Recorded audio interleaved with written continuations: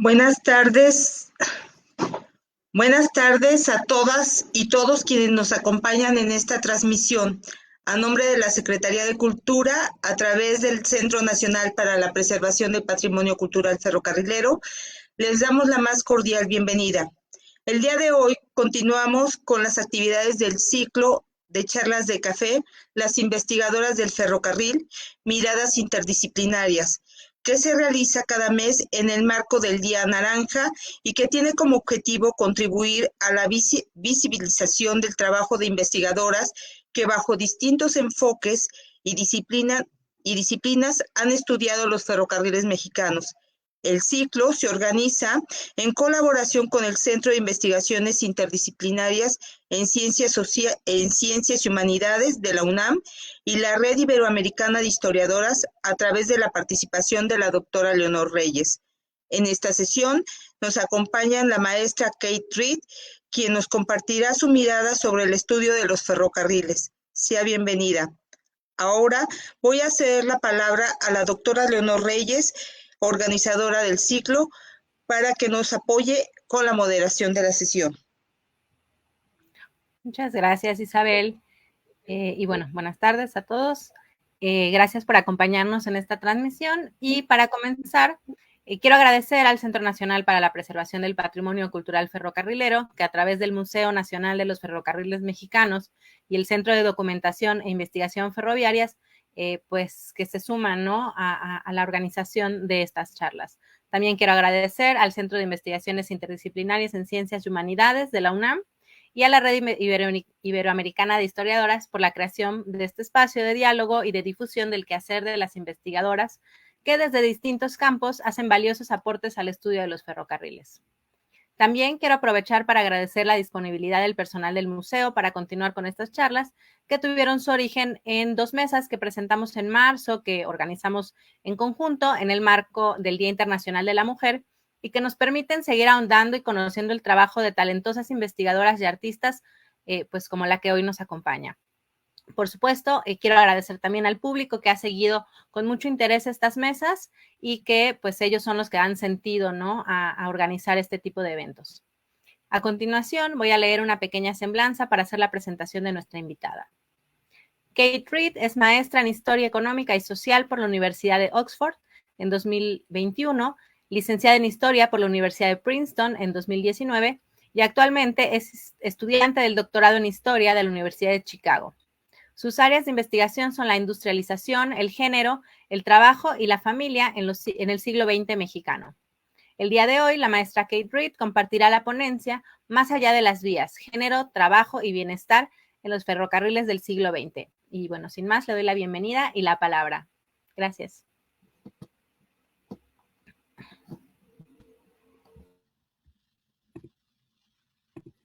¿Me ayudas con la presentación? Gracias. Buenas tardes a todas y todos. Pues antes que nada quiero agradecerles al CEDIF, a la Red Iberoamericana de Historiadoras y al Centro de Investigaciones Interdisciplinarias en Ciencias y Humanidades de la UNAM por la amable invitación y también a Román, Isabel, Patricio, Alejandro y Covadonga por haberme dado una bienvenida tan cálida durante mi estancia en Puebla. Espero poder volver muy pronto. También les quiero pedir perdón de antemano, ya que voy a leer esta ponencia, cosa que puede resultar un poco más aburrida que un live performance, pero como habrán adivinado, el español no es mi lengua materna. Es realmente un honor para mí participar en este ciclo de charlas, no solo porque me parece imprescindible la meta de fomentar conexiones y diálogos entre las que estudiamos y trabajamos en los ferrocarriles, sino también porque el tema de mi investigación actual son precisamente esas mujeres que fueron empleadas por varias empresas ferroviarias a lo largo del siglo XX. Me emociona mucho la oportunidad de hablar con ustedes sobre las posibilidades de acercarnos a ellas y sus historias. En esta charla pretendo hacer 2 cosas. La primera es repasar, más o menos brevemente, algunas de las fuentes más significativas que he encontrado para el estudio de las mujeres y los servicios sociales en los ferrocarriles. Digo brevemente porque me encuentro todavía en una fase preliminar de armar mi proyecto de tesis y porque encontrar fuentes es solo un paso en cualquier proyecto de investigación.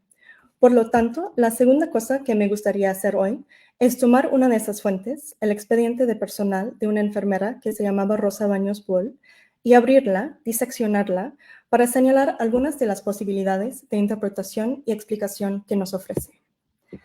Adapto este formato cuasi biográfico por varios motivos.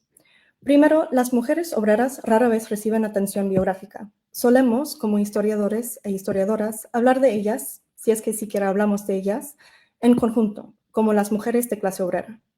Hacen falta recorridos detallados, minuciosos, de sus vidas y circunstancias. Es importante aclarar que no lo digo simple o solamente porque creo que es importante recuperar sus experiencias, aunque sí creo eso.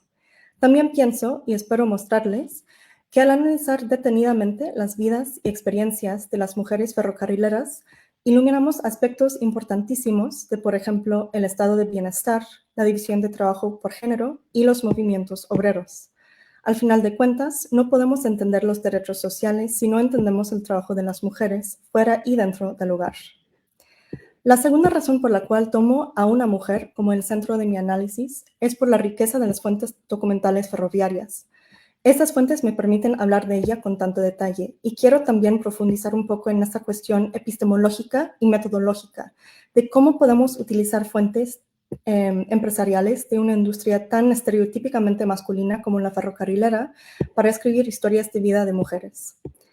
Tercero, porque la fuente principal en la que baso esta reconstrucción es el expediente de personal de Rosa, y los expedientes de personal son un pilar fundamental del acervo del CEDIF. Aunque no encontré este expediente en el archivo histórico del CEDIF, ya que pertenecía a otra empresa ferroviaria, en términos de formato y contenido es muy parecido a los que se encuentran ahí. Por eso ofrezco este análisis como un ejemplo de lo que se puede hacer con las fuentes del CEDIF respecto a las mujeres ferrocarrileras y su papel en la provisión de los servicios sociales. Y finalmente, seguir a una mujer durante más de una década nos permite ver la interrelación entre el lugar de trabajo y el hogar, pues para muchas mujeres el hogar era también otro lugar de trabajo. Reviso brevemente el contexto histórico. Como tal vez sabrán, los obreros ferrocarrileros de Ferrocarriles Nacionales de México no se incorporaron al régimen del Instituto Mexicano del Seguro Social hasta 1982, o sea, más de 40 años después de la fundación del instituto. Durante la mayoría del siglo XX recibieron atención médica en hospitales ferroviarios, como por ejemplo el Gran Hospital Colonia en la Ciudad de México. En el movimiento ferrocarrilero de 1959, la atención médica gratuita para familiares era una de las 4 demandas del movimiento. En 1982, cuando se afiliaron al IMSS, más de 500,000 trabajadores y familiares se incorporaron al instituto. Es decir, a la par de esta industria emblemática, la ferrocarrilera, se iba desarrollando también un servicio médico y otros servicios sociales capaces de brindar atención a cientos de miles de personas. Ok, empecemos con las fuentes. Cabe señalar que no les ofrezco ni tengo una lista exhaustiva de colecciones y documentos donde aparecen las mujeres. De hecho, parte del reto y de la emoción para mí ha sido averiguar qué tipo de material nos ofrece maneras de ver el trabajo de mujeres. Así que aquí menciono algunos que han resultado ser para mí los más ricos. Primero es la revista Ferronales, la cual es una excelente fuente para la historia social y cultural de los ferrocarriles. Cuenta con entrevistas, artículos sobre los servicios de salud, fotografías de hospitales, escuelas, campamentos y mucho más. Segundo son las fotografías de los campamentos en donde aparecen muchas mujeres como las esposas y parejas de obreros, pero también como obreras. No son fuentes discursivas, pero nos ofrecen una idea de la vida cotidiana y de la ubicuidad de las mujeres en ella. Tercera están las nóminas, en donde desde el siglo XIX aparecen mujeres como cocineras, tortilleras, enfermeras y maestras. Cuarto están los presupuestos, ya que una vez que sabemos cuáles categorías ocupacionales eran feminizadas, podemos averiguar si hubo tendencias en los casos relacionados con esas áreas de trabajo. Con respecto a los servicios sociales en general, en el acervo del CEDIF cuenta también con informes sobre el servicio médico, contratos que detallan los derechos de los obreros a la atención médica, así como las responsabilidades de los médicos y las enfermeras, e informes anuales que describen la construcción de nuevos hospitales, puestos de socorro, escuelas, campos de fútbol, etc. Y finalmente están los expedientes de personal, sobre los cuales tendré mucho más que decir en unos minutos. Fuera del CEDIF, quiero mencionar muy rápidamente el archivo del Instituto Mexicano del Seguro Social, que se llama el Centro Único de Información Ignacio García Telles, ubicado en el Centro Médico Nacional. Ahí se puede encontrar informes sobre la afiliación de los obreros ferrocarrileros al IMSS, entre muchas otras cosas sumamente interesantes. Hay también en el Archivo el Archivo General de la Nación unos informes de principio del siglo XX sobre los servicios médicos de las varias empresas ferroviarias que existían en ese entonces, sobre todo concentrados en los fondos del Departamento de Trabajo y del Departamento Autónomo de Trabajo. Ya comenté el servicio médico de los ferrocarriles nacionales de México. Hoy les hablo de una situación parecida, pero un poco distinta. En el sureste del país, entre 1934 y 1950, se construía el Ferrocarril del Sureste para conectar los ferrocarriles de Yucatán con la red nacional. Este fue un proyecto del gobierno federal y el ferrocarril era una dependencia de la Secretaría de Comunicaciones y Obras Públicas y luego de la Secretaría de Comunicaciones y Transportes, hasta su fusión con los Ferrocarriles Unidos de Yucatán en 1968. Los empleados de la empresa Ferrocarriles Unidos del Sureste se afiliaron al IMSS un poco antes del resto del sindicato, en 1975. Sin embargo, la historia que les cuento hoy no llega a esta fecha y nos confinamos a la época en la que el ferrocarril proveía atención médica a sus empleados mediante un sistema de hospitales y puestos de socorro propio, el cual se extendía desde Coatzacoalcos hasta Campeche. Los hospitales y puestos de socorro que garantizaban a los ferrocarrileros el derecho a la salud eran también espacios de trabajo para médicos, enfermeras, afanadoras, es decir, personas de limpieza, cocineras, lavanderas y galopinas. Es decir, dentro de la industria mayoritariamente masculina de los ferrocarriles existían estos espacios de trabajo feminizados, en donde la mayoría de los empleados eran mujeres. Hoy les cuento sobre una de ellas. Se llamaba Rosa Baños Paul y nació en enero de 1932 en el municipio de Balancán, Tabasco. El expediente de Rosa cuenta con un poco más de 200 páginas de información sobre su vida laboral. Incluía censos, licencias médicas, permisos vacacionales, aumentos de sueldo, quejas, cartas, fotografías, formularios, registros y un sinfín de cosas archivadas por el ferrocarril durante el periodo de su empleo. Pensamos en el propósito de este expediente. No es que la empresa pensaba que iba a llegar 50 años después una estudiante de doctorado buscando información sobre mujeres trabajadoras y por eso decidió archivar todo esto. Ni modo. Los expedientes de personal eran más bien herramientas que la empresa usaba para documentar y monitorear a sus obreros, para estar al tanto de disputas, para evaluar las reclamaciones de los obreros con respecto a sus derechos, etc. Tienen, pues, una lógica propia. El reto para la historiadora es entender esa lógica, entender la función que tenía el expediente dentro de la empresa, pero desde luego deshacer y rehacer el expediente, tejiendo sus diversas partes para contestar preguntas propias. El expediente de Rosa empieza con la contratación en el verano de 1959. Su esposo, Antonio Chacón Quijano, había muerto y ella, con 27 años de edad, 5 hijos y ninguna experiencia laboral formal, necesitaba trabajo. Su acceso al mercado laboral fue facilitado por su matrimonio con Antonio, ya que, como viuda de ferrocarrilero, tenía preferencia en el proceso de contratación. Dicho de otra manera, fue precisamente su conformidad con el modelo familiar normativo de hombre proveedor y mujer doméstica lo que le ayudó a conseguir un empleo formal cuando la muerte de Antonio quebró ese mismo modelo. Sin embargo, entrar al mercado laboral como madre soltera no fue nada fácil. Por dañino que sea el tropo de la oposición entre la maternidad y el trabajo pagado, refleja algo de la verdad. El trabajo industrial no acomodaba bien las exigencias del trabajo doméstico y de cuidados, y viceversa. El Ferrocarril del Sureste la contrató como afanadora, es decir, persona de limpieza, y la mandó a trabajar en un puesto de socorros en el Triunfo, Tabasco, unos 300 kilómetros de su casa en Campeche. Tenía que dejar a por lo menos uno de sus hijos, Luis, en Campeche con un tutor para que asistiera a la escuela. No lo sabemos con certeza, pero su hija menor probablemente era todavía una bebé lactante. Se sabe que los récords oficiales, como son los censos, suelen subestimar las contribuciones económicas de las mujeres, aún dentro del mercado laboral formal.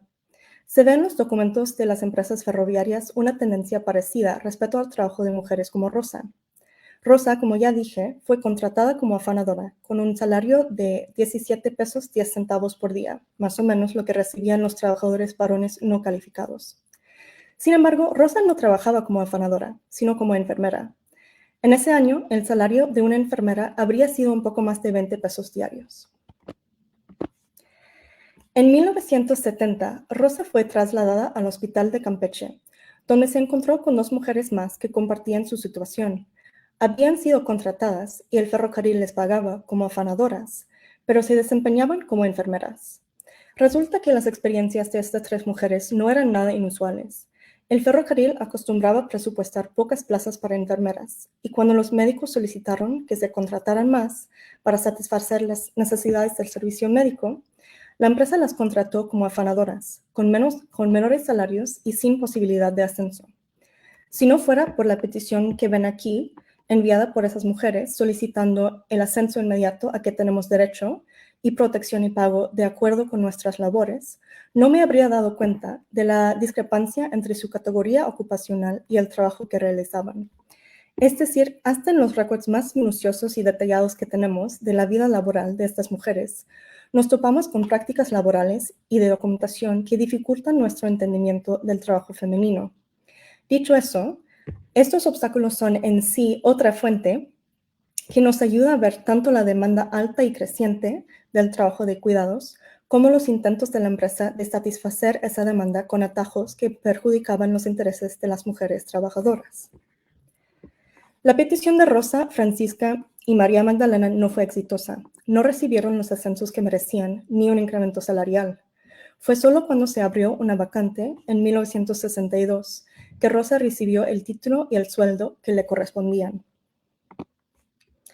Aquí me detengo brevemente para reflexionar sobre el tipo de trabajo realizado por estas mujeres en las categorías ocupacionales feminizadas, las cuales eran profesora, enfermera, afanadora, cocinera y lavandera.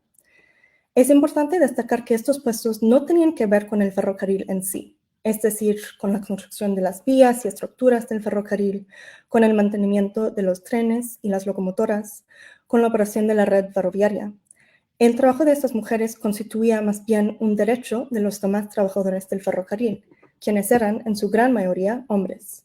Reclamar un derecho a la educación o a la salud era, en cierto sentido, reclamar un derecho a la labor de una mujer.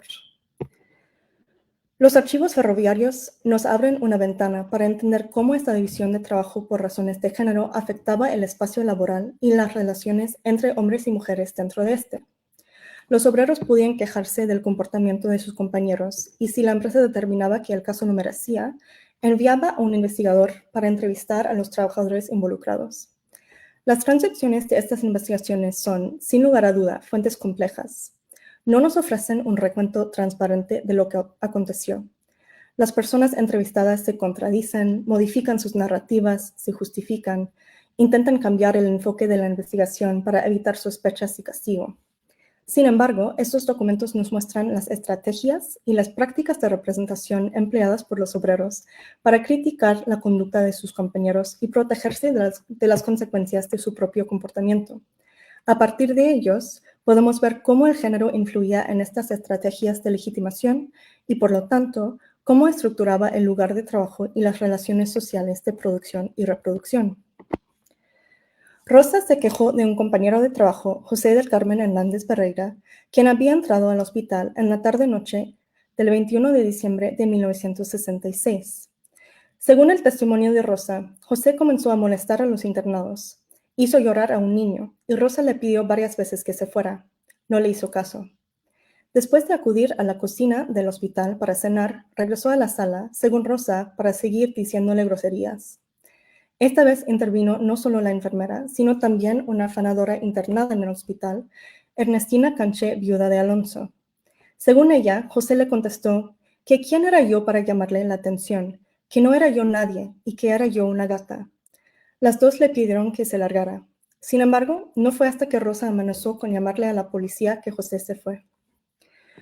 Cuando el inspector de la empresa entrevistó a José, él negó que había discutido con las 2 mujeres. Todo es mentira, dijo. El inspector tenía declaraciones de 2 pacientes que escucharon la discusión entre José, Rosa y Ernestina. Posiblemente, dijo José, lo que escuchó este enfermo era cuando discutíamos por haberle hecho saber a la enfermera lo que estaban haciendo sus hijos. Al final de la entrevista, cuando el inspector le preguntó si tenía algo más que decir, José le respondió que habría que investigar a Rosa para ver quién tiene el expediente más limpio. Agregó extraoficialmente que sabía que se me trata de que constantemente ando borracho, lo cual puedo comprobar que no es cierto, primeramente porque estoy a las órdenes del servicio médico, por lo que si así fuese ya se me hubiera castigado porque los mismos médicos están tratando conmigo. Unos días después, el inspector le entregó sus recomendaciones a la gerencia. Sugirió que ambos Rosa y José fueran castigados, José por haber entrado al hospital fuera de las horas de servicio y Rosa por una falta de seriedad en su trabajo. Hay muchas cosas que decir aquí. Empecemos con las condiciones de trabajo de la enfermera. Con la excepción de la cocinera en el comedor, y se supone un celador que no le prohibió el paso a José y a quien no se entrevistó, Rosa era el único miembro del personal en turno dentro del hospital. Su horario de trabajo era agotador. Trabajaba el turno nocturno, sin día de descanso, durante 3 semanas, y luego tenía 6 días de descanso. Pasaría entonces a otro turno, o el segundo turno nocturno, o el turno diurno. Este ciclo significaba que el hospital operaba 22 horas al día, con solo 4 enfermeras de tiempo completo. También significaba que una enfermera trabajaba un turno nocturno durante 2/3 del año. Estas condiciones de trabajo de las enfermeras impactaban en la atención médica recibida por los derechohabientes ferrocarrileros. La falta de personal capacitado tenía consecuencias serias para los internados, ya que una situación de emergencia se podía presentar, y muchas veces se presentaba, para la enfermera como una decisión entre 2 pacientes gravemente enfermos o heridos. En el caso que nos ocupa aquí, Rosa tenía que confrontar a un compañero beligerante y agresivo mientras hacía una transfusión sanguínea a un niño, hijo de otro trabajador. Aún en circunstancias más tranquilos, las enfermeras se encargaban de responsabilidades pesadas. Recordemos también que durante los años que eran afanadoras, Rosa y sus compañeros hacían todo este trabajo mientras ganaban uno de los salarios más bajos de la nómina. Aquí también se destaca un nivel de intimidad dentro de la comunidad ferrocarrilera, algo que han comentado muchos autores. Muchos obreros vivían juntos en barrios obreros o en casas y departamentos que eran propiedad del ferrocarril, o en este caso de la Secretaría de Comunicaciones y Obras Públicas. Sus hijos asistían a las mismas escuelas, participaban en los mismos eventos culturales, compartían círculos sociales, se casaban. En resumidas cuentas, se conocían y la vida privada y familiar no era tan privada. Este conocimiento conducía, sin duda, a una solidaridad y cohesión ferrocarrileras importantísimas para los movimientos sindicales.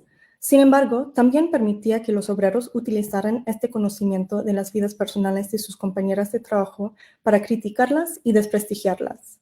Tales críticas se sustentaban en un conocimiento detallado de las vidas personales de las compañeras de trabajo en su conformidad con o violación de las normas de género. Al comentar lo que estaban haciendo los hijos de Rosa, José implicaba que ella hubiera estado en casa con sus hijos, no trabajando en el hospital. José también temía que su conducta privada, es decir, andar borracho, pudiera afectarlo en el trabajo. Aquí se apoyó en la sociabilidad masculina para defenderse de acusaciones de mala conducta e impropiedad. Su relación con los médicos del ferrocarril era evidencia, decía él, de su rectitud. La última cosa que quiero subrayar de este episodio es la forma en que José le contestó a la afanadora Ernestina. Según ella, le dijo que quién era yo para llamarle la atención, que no era yo nadie y que era yo una gata.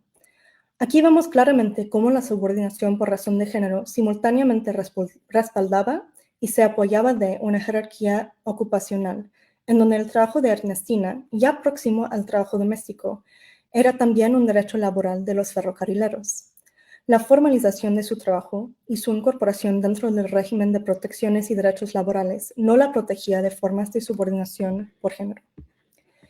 Algo que argumento más a fondo en otros trabajos, basándome en la revisión de cientos de expedientes de personal como este, es que la feminización de ciertos sectores de la fuerza de trabajo ferrocarrilero servía como un mecanismo de disciplina laboral. En el caso de Ernestina, se ve que la subordinación en el trabajo, basada en parte en su género, también servía para reforzar la subordinación en relaciones sociales fuera del trabajo. Durante la discusión con José, Ernestina no estaba de turno, estaba enferma, recuperándose en el hospital, conforme con sus derechos como empleada y derechohabiente del ferrocarril. Sin embargo, su compañero la denigraba cruelmente, aprovechándose de su conocimiento de la posición escalofonaria de Ernestina para no hacerle caso cuando ella le pidió que se fuera del hospital. Hasta ahora hemos pensado los expedientes de personal como fuentes de información sobre la vida laboral de las mujeres, y hay muchísimo más que podríamos decir al respecto. Estos expedientes tienen datos sobre sueldos, horarios de trabajo, labores desempeñadas, categorías ocupacionales, vacaciones, permisos y mucho más. El expediente de personal es, pues, un recurso de un valor extraordinario en la reconstrucción del trabajo femenino en este sector. Hemos visto además cómo las fuentes discursivas, como las transcripciones de investigaciones, nos acercan a un entendimiento del papel del género en la estructura del espacio de trabajo y las desigualdades. Pero, como he aludido antes, estos expedientes son también repositorios importantes de información sobre la vida de los trabajadores fuera del trabajo, ya que muchos obreros vivían en campamentos, edificios o casas del ferrocarril, recibían atención médica de los hospitales y puestos de socorro ferroviarios y mandaban a sus hijos a estudiar en escuelas administradas por la empresa. Existe mucha documentación sobre estos aspectos de la vida cotidiana en los archivos empresariales de los ferrocarriles. Como las mujeres se encargaban de la mayoría del trabajo doméstico, esta información se puede leer como evidencia sobre el otro lugar de trabajo, es decir, el hogar. Después de regresar de El Triunfo a Campeche, Rosa vivió con sus hijos en un cuarto del edificio ex Lazareto de la Secretaría de Comunicaciones y Transportes. Esta es una foto actual. Su hija mayor, Rosa Guadalupe, había contraído polio de niña y estaba parcialmente paralizada. No podía caminar sin apoyo de otra persona. En 1960, el patronato del ex Lazareto le envió una carta pidiendo que los 2 agentes de seguridad pública que vivían con Rosa desocuparan el cuarto, ya que estas habitaciones son única y exclusivamente para trabajadores del ferrocarril y por ningún motivo para personas ajenas al servicio. Rosa les contestó con una carta extraordinaria. Les comparto aquí un fragmento largo para que tengan una idea de la fuerza de su exposición. De acuerdo con su oficio del día 7 de los corrientes, me permito manifestarles a ustedes, con referencia a su primer punto de su citado oficio, que los agentes a que hacen mención, uno de ellos es mi esposo, como lo puedo comprobar en cualquier momento, y el otro es mi cuñado, y este está con nosotros en virtud que mi hermana es la que atiende a mis hijos durante mi trabajo. Con referencia a su segundo punto, donde se me dice que me dan un plazo de 48 horas para que dichos agentes desocupen, les manifestaré que sí estoy conforme con lo que dicen ustedes, pero al desocupar los citados agentes, mi hermana tendrá que irse y abandonar la atención de mis hijos, porque ustedes se harán acreedores a la atención de mis hijos, o en su defecto, mandar a alguna persona que me los cuide. Ahora bien, si después de lo expuesto ustedes insisten que dichos agentes desocupen la casa, tendrán ya pensado pasarme una pensión para ayuda del sostenimiento de mis 5 hijos. Efectivamente, Rosa usaba su acceso a una vivienda gratuita para subsidiar un costo con el cual el ferrocarril nunca la iba a ayudar, el cuidado de sus niños.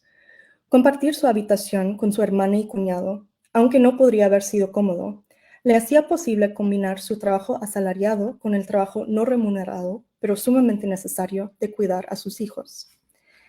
Esta carta le permitió seguir viviendo en su habitación con su familia extendida. El patronato, supongo, prefería esta situación a las propuestas más radicales que ofreció Rosa. Esas propuestas habrían hecho explícito el valor del trabajo de cuidado. Dejar intacto el statu quo dejaría intacta también la desvalorización de ese trabajo y la mujer que lo hacía. Hemos visto cómo la división de trabajo por género dentro de la empresa utilizaba y respaldaba la subordinación de las mujeres fuera del trabajo.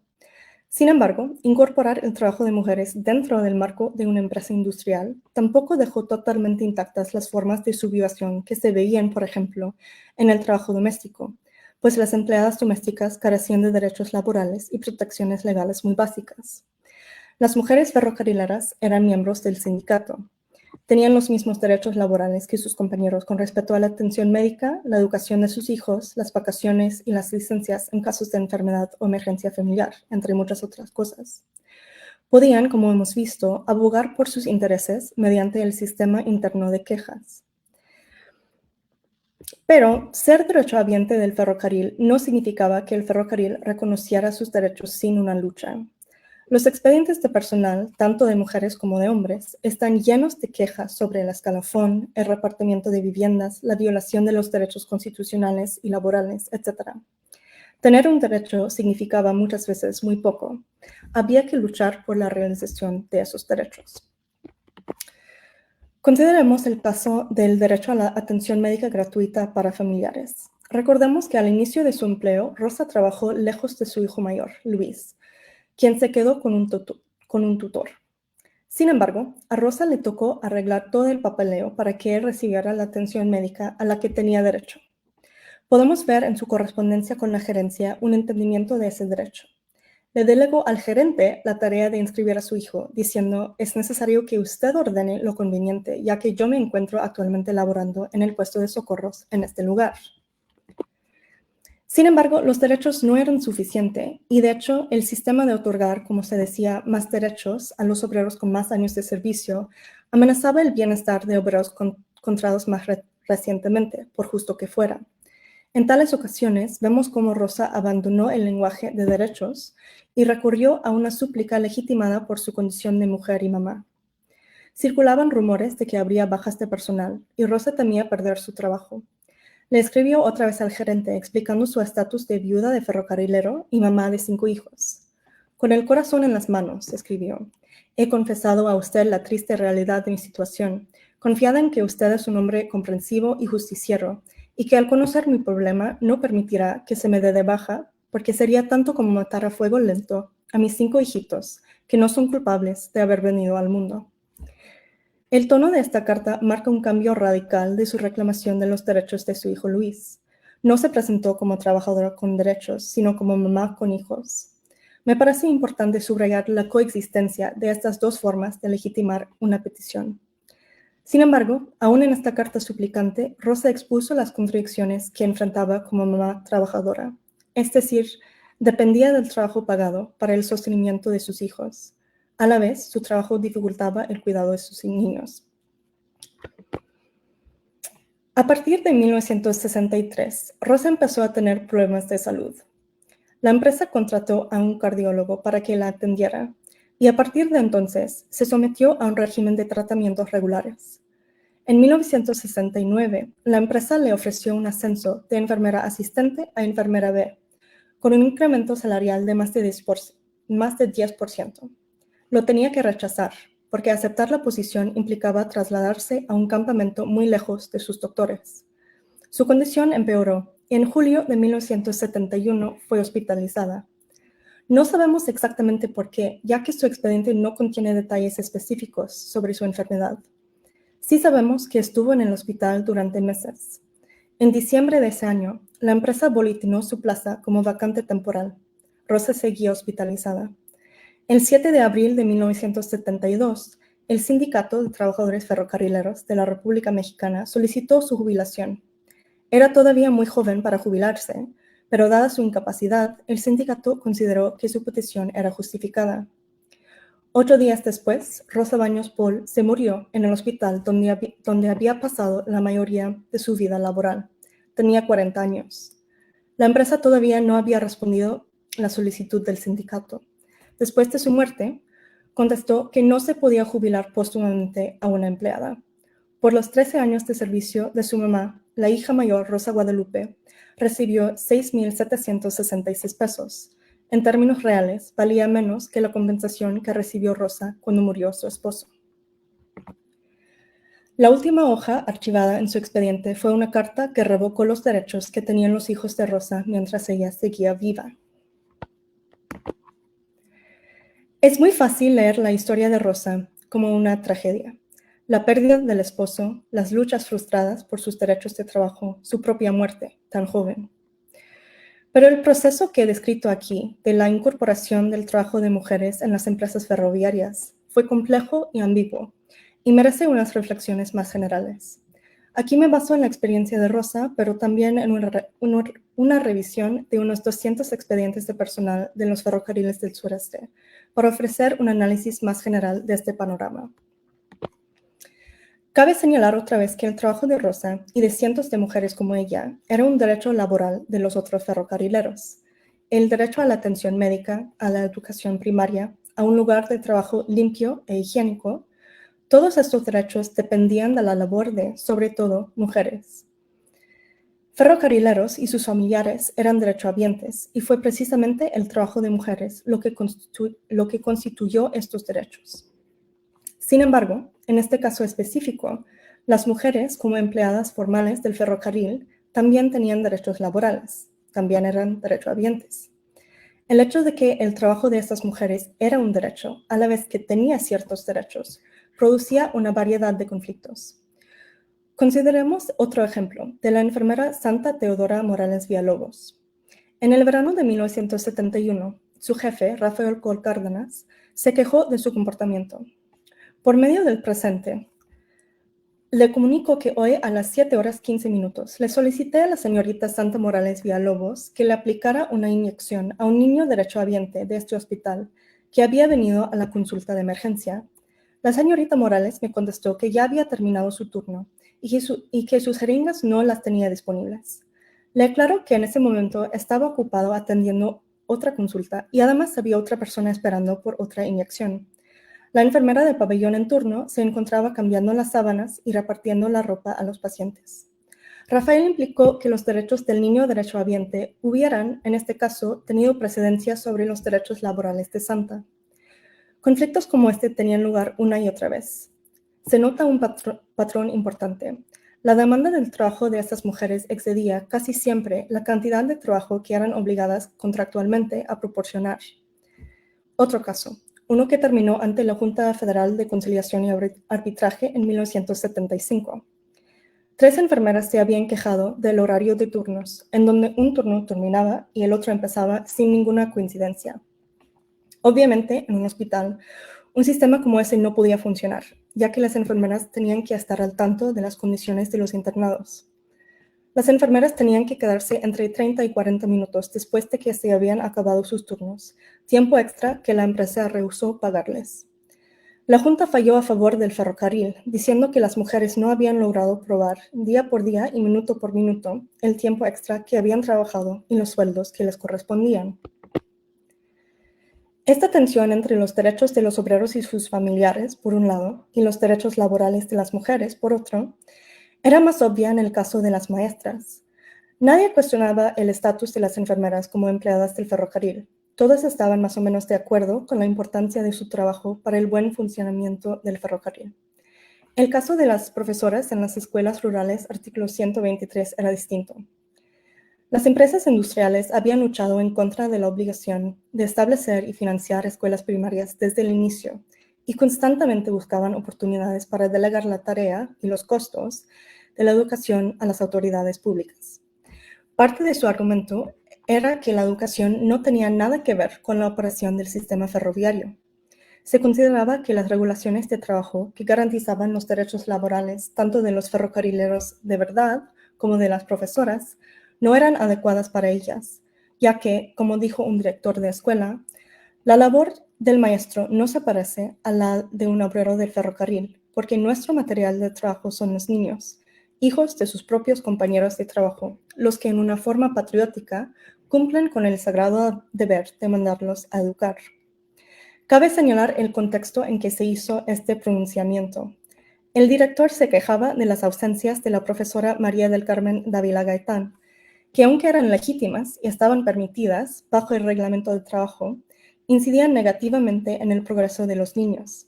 Efectivamente, expresó que la profesora no merecía los mismos derechos laborales que los ferrocarrileros, porque la naturaleza de su trabajo era diferente a la de ellos, y los derechos de los estudiantes eran más importantes que los derechos de la profesora.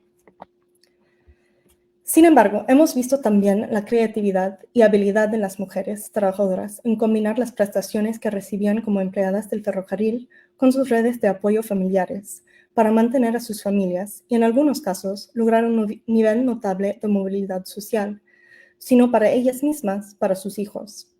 La viuda Ernestina Canché, quien ya mencioné, ejemplifica esta posibilidad.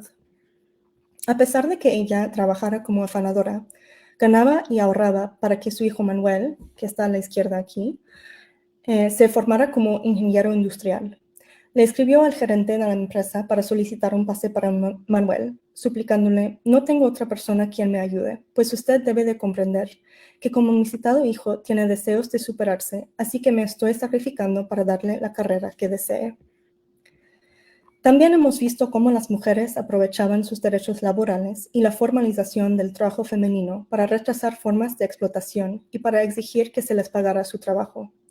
Estas prácticas las acabamos de ver en el caso de Santa Morales. No obstante, vimos también cómo los demás obreros intentaban aprovecharse de la asociación entre el trabajo de limpiar, cocinar y cuidar para denigrar a las trabajadoras, como cuando José le dijo gata a Ernestina. Estos casos son ilustrativos de un proceso generalizado, en donde la inclusión del trabajo de cuidados, es decir, el trabajo de mujeres, dentro de la rúbrica del trabajo industrial, a la vez dependía de y minaba una jerarquía de género. Con esto concluyo. Como dije, estoy todavía en el proceso de formular mis ideas y proyecto de tesis, así que con muchísimo gusto acepto sus comentarios y sugerencias. Muchísimas gracias otra vez al CEDIF por la invitación de compartir estas reflexiones y a ustedes por acompañarnos esta tarde.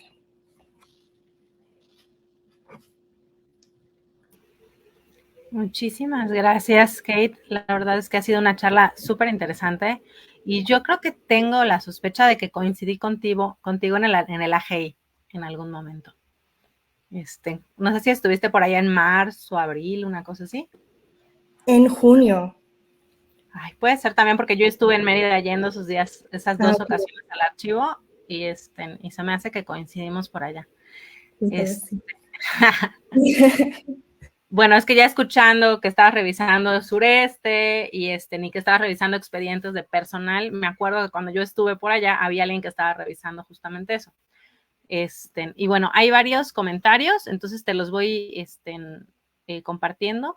Varios saludos de Julio Contreras, desde Veracruz, también de Carlos Rosas, desde Puebla. Y tenemos acá de Catarina Escobar, muy interesante, y pregunta si las trabajadoras formaron un sindicato u organismo que las defendiera o si hubo alguna unión marital entre ellas. Gracias. Así es, una excelente pregunta.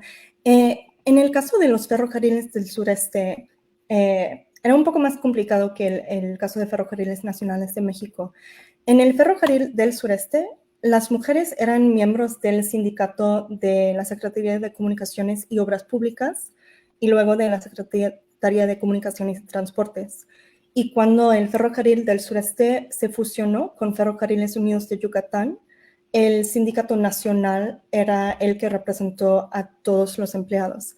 Sin embargo, después de esa fecha, 1968, las profesoras eran echadas del sindicato. Entonces, las enfermeras y las afanadoras y las cocineras seguían representadas por el sindicato, pero las profesoras no.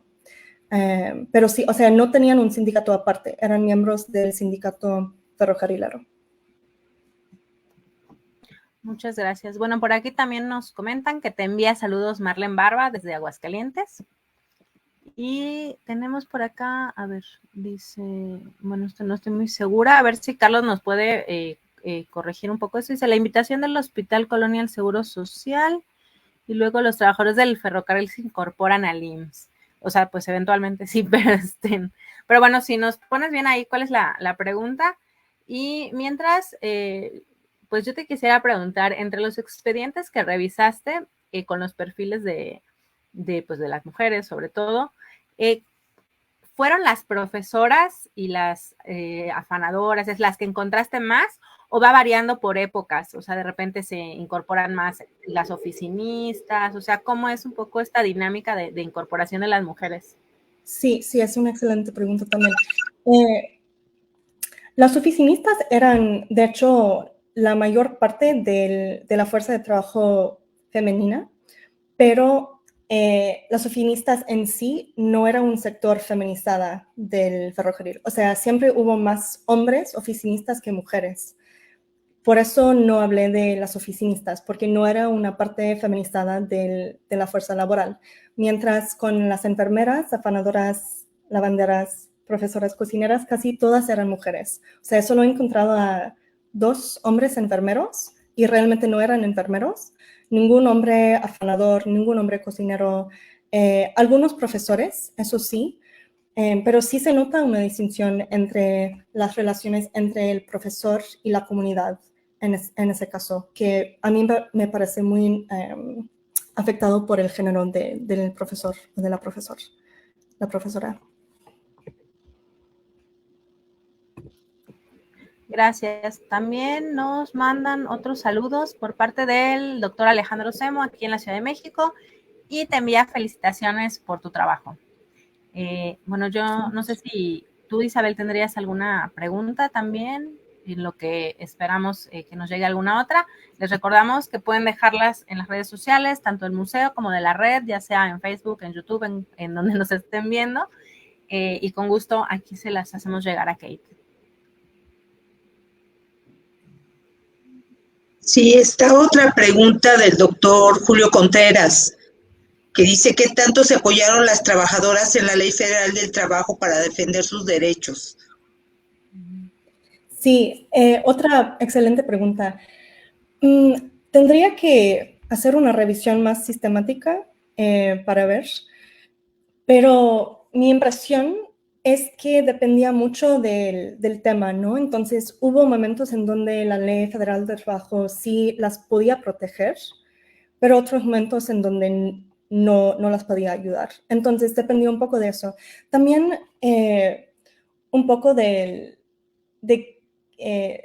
no sé, el ánimo con el que el sindicato las apoyaba, porque muchas veces el sindicato como estaba entre medio de un obrero y una obrera, entonces en vez de representar los intereses de un obrero ante la empresa, mediaba entre 2 obreros, un obrero y una obrera. Entonces, en esos casos, muchas veces el sindicato apoyaba más bien al hombre y decía, pues la mujer se portó mal, hubo una falta de cortesía, cosas así. Entonces, sí, tendría que ir y ver con más especificidad la presencia de la ley, pero no la he visto tanto en realidad dentro de las disputas que he visto. Muchas gracias. Aquí tenemos otra pregunta de Sofía.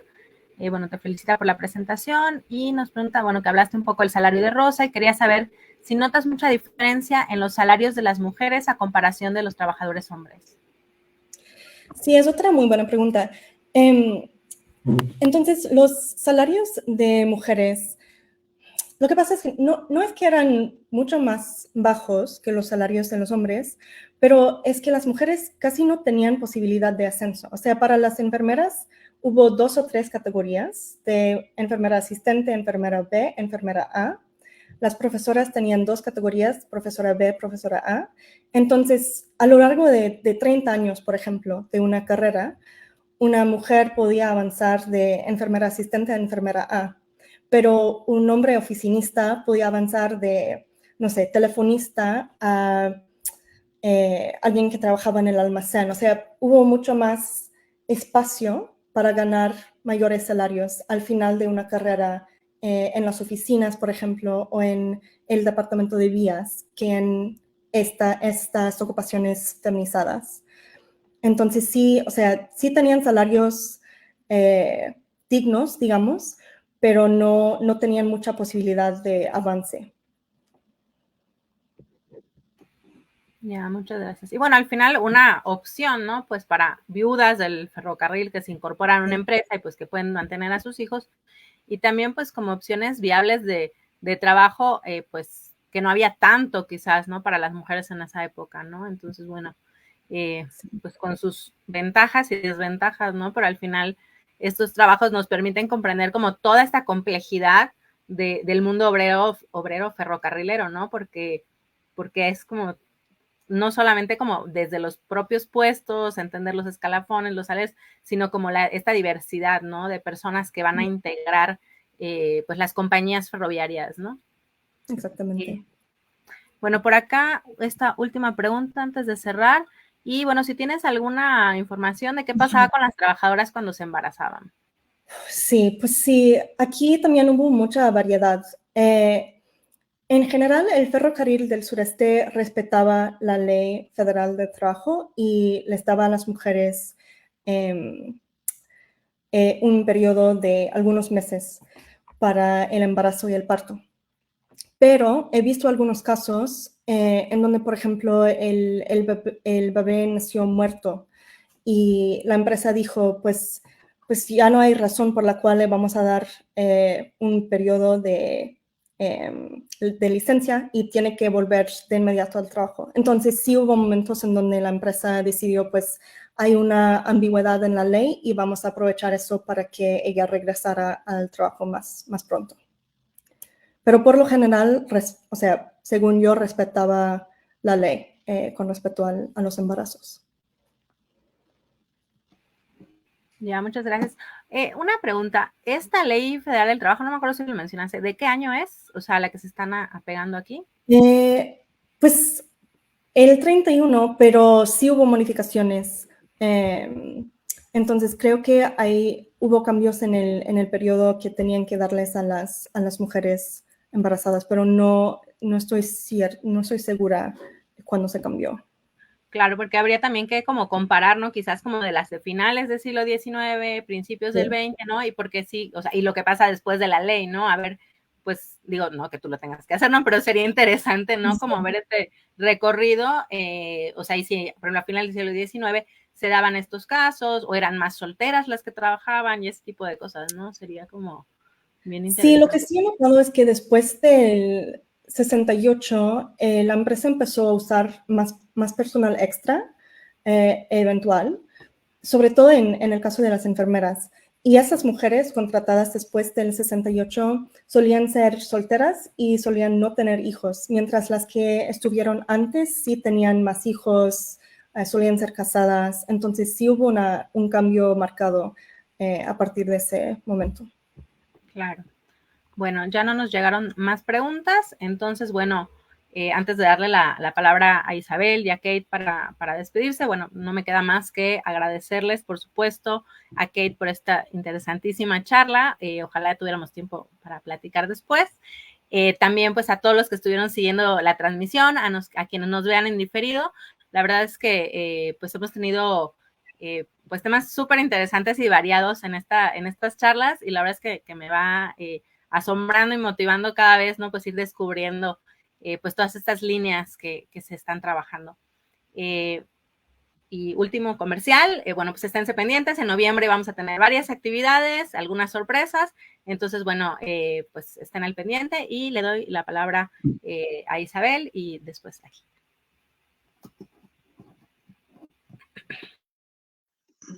Bueno, yo quiero felicitarte, Kate, por el trabajo que tienes realizado. Sí, me ha sorprendido bastante. No sé si tengas como el aproximado de los expedientes que tienes revisados para el sureste y los que pudieses consultar también aquí en el centro de documentación. Sería muy interesante también saberlo y tener el dato. Pero bueno, esto da para muchas más charlas.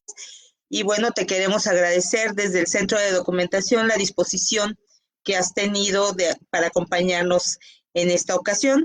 Muchísimas gracias. Muchas gracias, Leonor, por darnos el espacio, por acompañarnos, por acogernos. Y bueno, efectivamente se vienen sorpresas para el mes de noviembre. Ya estaremos trabajando y estaremos notificándoles. Por mi parte es todo.